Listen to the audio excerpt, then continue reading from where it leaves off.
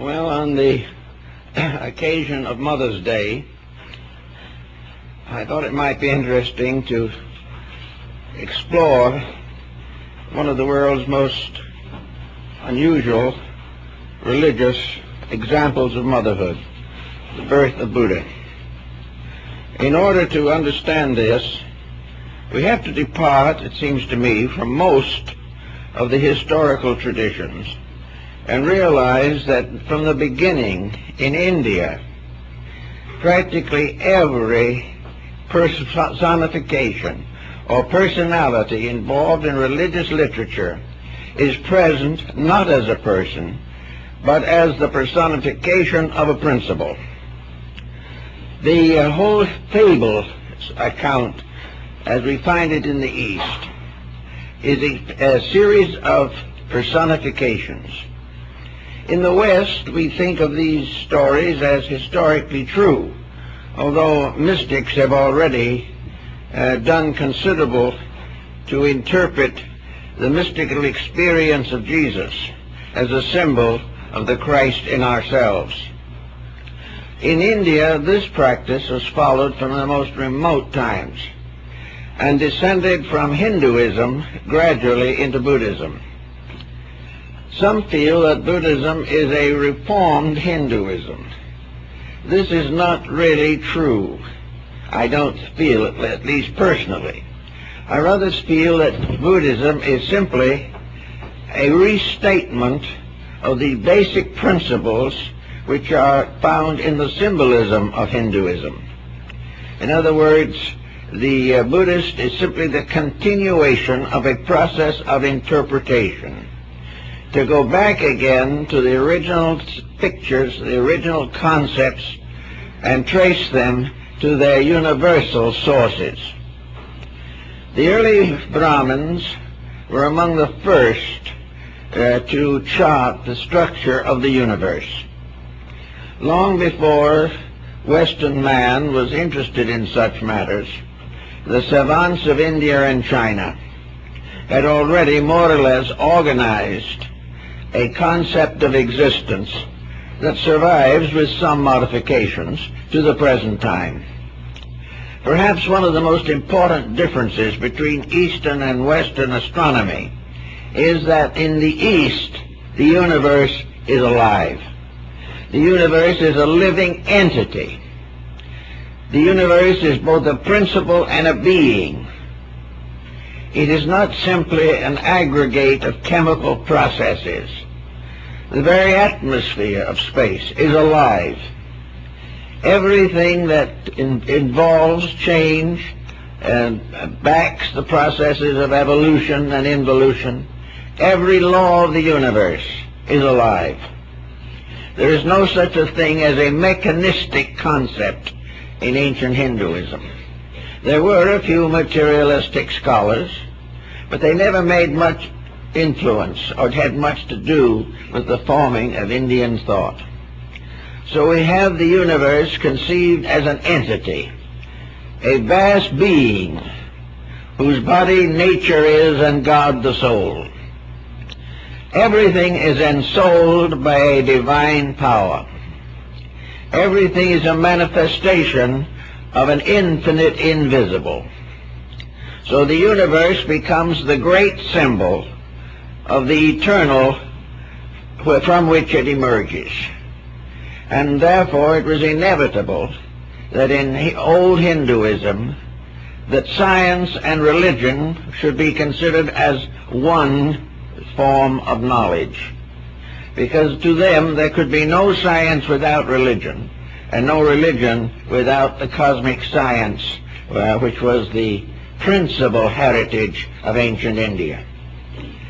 Living in a universe of aliveness was a tremendous challenge to the mortal mind of man, a challenge which has never been fully accepted even in India.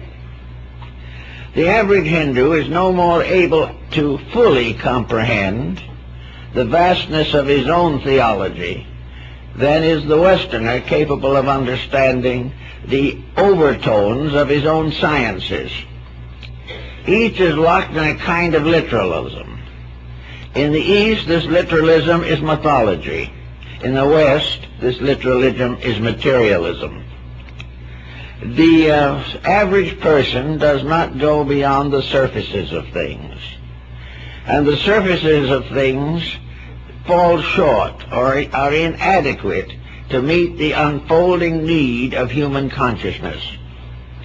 So in the ancient system, it was necessary to provide a key to an unfolding theory that could never be outgrown, the theory of an eternally growing, operating, living creation. That what we might term as a cosmic being is actually a form of consciousness, of intelligence, and of enlightenment above and beyond mind. In India, for instance, mind was regarded very largely as the slayer of the real. Most individuals live by preconceptions, either their own or of the environment in which they live. We are taught these preconceptions from society, from schools, from practically every contact we have with each other. We live in a small universe in which the intimate average thing is paramount. Most human beings live from the cradle to the grave without really having an abstract thought about themselves or anything else. They do not live in a vast world of living powers. They live in a store, in a marketplace, in a trading center. And their lives are fulfilled in the daily tasks of continuing an existence which really has very little substance behind it. The existence of trying to get out of this life as comfortably as possible. This is the primary concern of some. For others, the concern is to have as much as you can while you're here, although fully realizing that you cannot take it with you.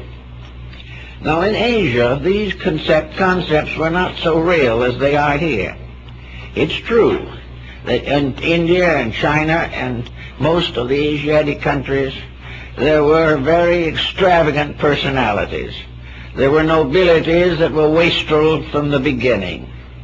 There were many who amounted to little or nothing, and many of the very wealthy were among the poorest citizens of the East. These things were all true, and are true even now. But beneath it all was a great layer of what might be termed the people. The average Indian, the average Chinese, the average Japanese. He belonged to a great structure of believing, and on his own level, he examined more closely than his peers the type of inward life with which he had been endowed. It was this contemplation of internals and eternals that resulted in India producing an almost complete race of sages, holy men, ascetics, yogis, those who were struggling to make the invisible on the inside more real and give them a victory over an exterior which was difficult, sad, and problem-bound. It has been estimated that at the time of the taking over of India by the present democratic regime, that there were more than 9 million self-appointed religious wanderers. These were not all foolish people. They were trying to find out something. What they were trying to find out was in their sacred books, but they never had realized it. It constituted a different approach to reality, a different way of measuring life and measuring success. We have it in the West in monastic orders, which particularly in early centuries of Christianity were very powerful.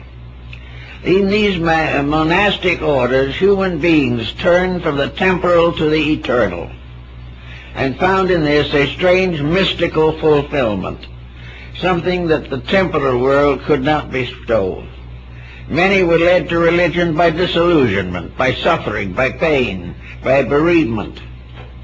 All these things led the individual away from the daily and the ordinary into the search for something deeper and more important.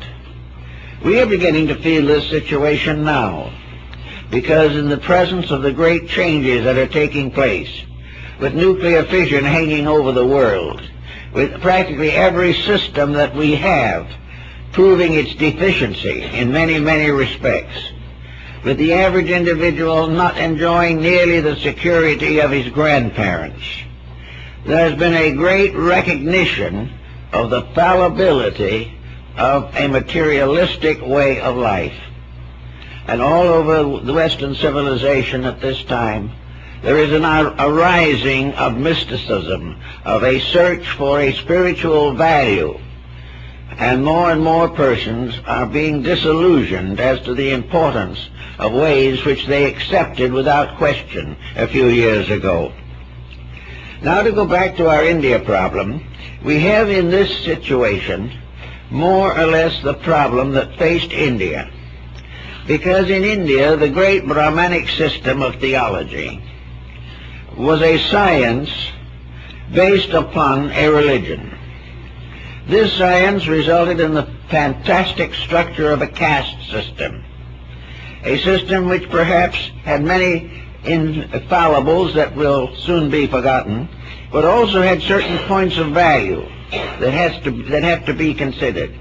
The caste system divided humanity into 4 levels, or general structures. The highest of these was the scholar and the sage. In the caste system, wealth was not included among the important patterns of career. Below the wise, the second caste, was the defender of the wise. And the purpose of this defender was to make sure that wisdom itself was never profaned, that there was never a time when the highest was not protected and guarded. This might cause some thought today, where if we suddenly came to the realization that militarism was part of a caste in India dedicated entirely to the protection of truth in its abstract form. In other words, it wasn't who won the battle. It was to protect the eternal values of universal law, to protect what we would term the 10 Commandments, the defenders of the faith of righteousness. Then the third caste was what we would call today average people. These were the ones who were the shopkeepers, the workers, the agriculturists, all those who had to do with the maintenance of the living standard of the people, the work people of the world, who were entitled to very high recognition for this. Those who loved to labor, and to whom labor was a religion, to serve others, to feed the hungry, to clothe the naked, to heal the sick.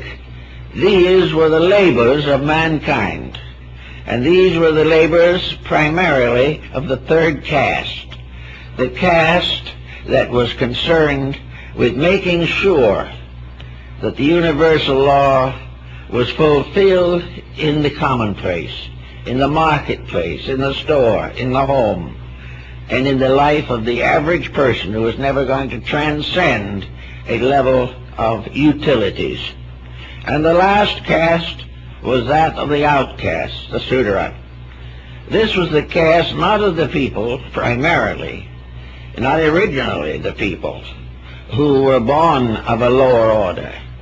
The Sudra was the individual who by nature was common, who by nature had no ideals and no integrities, who drifted about and became the basis of the unemployable, the criminal, and all those who preferred, in a sense, to remain unenlightened, to live as slaves to their own ignorance, and by this circumstance ending enslaved by others.